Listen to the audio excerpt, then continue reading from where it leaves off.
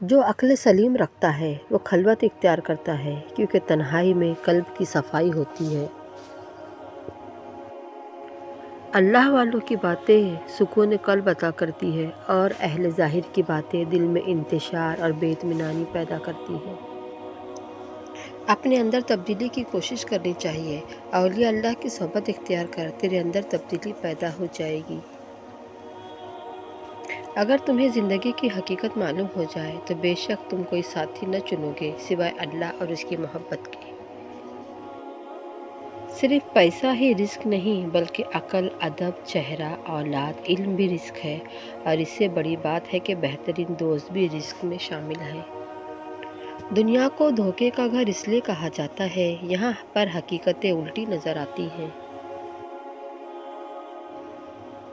محبت کرتے ہوئے اس بات کا خیال رکھنا کہ جس سے محبت کی جائے اس کا تابع ہونا پڑتا ہے۔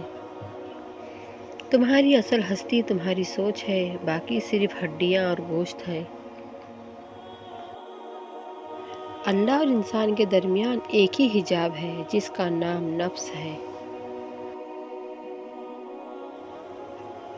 جو لوگ محبت من میں رکھ کر گزارا کرتے ہیں ان کا عمل بغیر تولے ہی قبول ہو جاتا ہے۔ باطن میں نفس سے جنگ بھی ذکر اللہ ہی کے ہتھیار سے کی جاتی ہے۔ رسول اللہ صلی اللہ علیہ وسلم نے فرمایا، مہمان اپنا رزق ساتھ لاتا ہے اور میزبان کے گناہ لے جاتا ہے۔ بیدار کر دینے والا غم غافل کر دینے والی خوشی سے بہتر ہے۔ رسول اللہ صلی اللہ علیہ وسلم نے فرمایا، ایک کھجور اٹھا کر ساحل کو دی اور فرمایا، اگر تو اس کھجور تک نہ پہنچتا تو یہ کھجور تجھ تک پہنچتی۔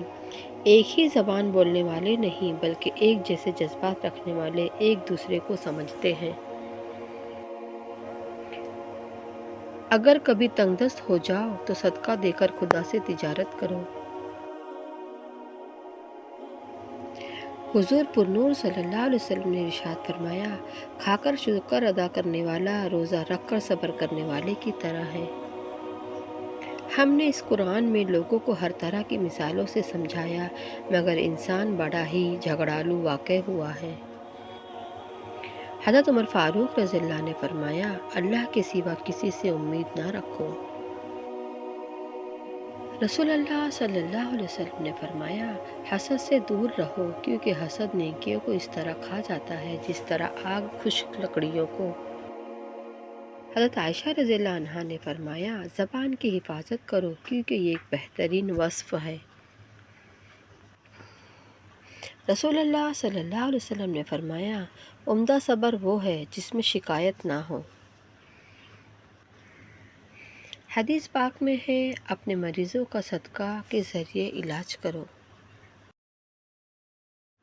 حضور صلی اللہ علیہ وسلم نے فرمایا، صدقے کے ذریعے اپنے مریضوں کی دوا کرو۔ نبی کریم صلی اللہ علیہ وسلم نے فرمایا، جب انسان فوت ہوتا ہے تو 3 اعمال کے علاوہ اس کے سب عمل منقطع ہو جاتے ہیں۔ جاری رہنے والا صدقہ، وہ علم جس میں لوگ نفع اٹھائے، اس کے حق میں دعا کرنے والی صالح اولاد۔ قبول کر لینا چاہیے، ماں باپ کا حکم چاہے ناگوار ہو، غریب کی دعوت چاہے اس میں تکلیف ہو، دوست کا ہدیہ چاہے حقیر ہو، نصیحت کی بات چاہے کڑوی ہو، نیک بیوی کی محبت چاہے بدصورت ہو۔ انسان بچ سکتا ہے تکبر سے سلام کے ذریعے، مصیبت سے صدقہ کے ذریعے، بیماری سے دعا کے ذریعے، غصہ سے صبر کے ذریعے۔ مسلمان کے مسلمان پر 5 حق ہے: سلام کا جواب دینا، مریض کا مزاج معلوم کرنا، جنازے کے ساتھ چلنا، دعوت قبول کرنا، چھینک کا جواب دینا۔ صدقہ خیرات کے فضائل: گناہوں کا کفارہ، مال میں برکت، بری موت سے حفاظت، محشر کا ٹھنڈا سایہ، جنت میں خاص دروازے سے داخل۔